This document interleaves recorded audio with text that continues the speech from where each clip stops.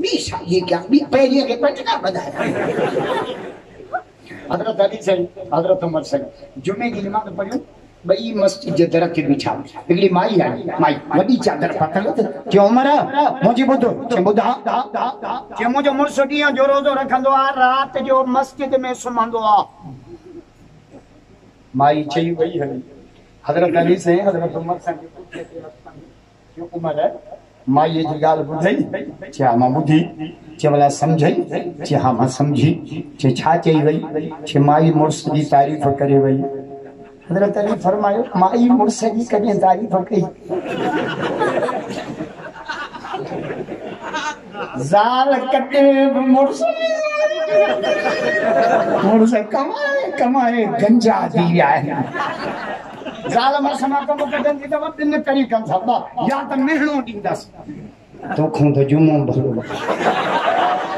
60,000 जो हिंदोरो वठी आयो तो जे घर त छिगल खटप कर भुक्की में कपाई वने सखर मा हिंदोरो वते बेटियो सुलेमानी चाय पापन समझो लगो रन जे कोन या जाल कम कढन दी त रोई रोवण त माई में फीड थल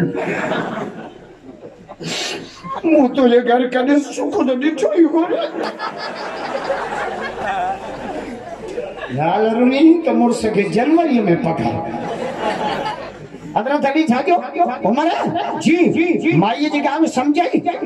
जी हां समझो तारीफ करे भाई जे तारीफ कौन करे भैया उमर माई ए फाल कटाए भैया जिन्ना वो पैसे तकी रात जो मस्जिद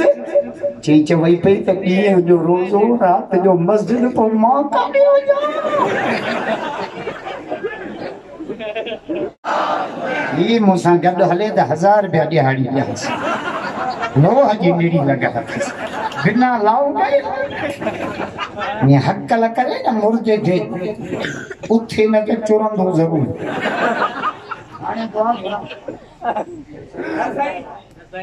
कंदरन शहर में हिकड़ी खूबिया इतबार कर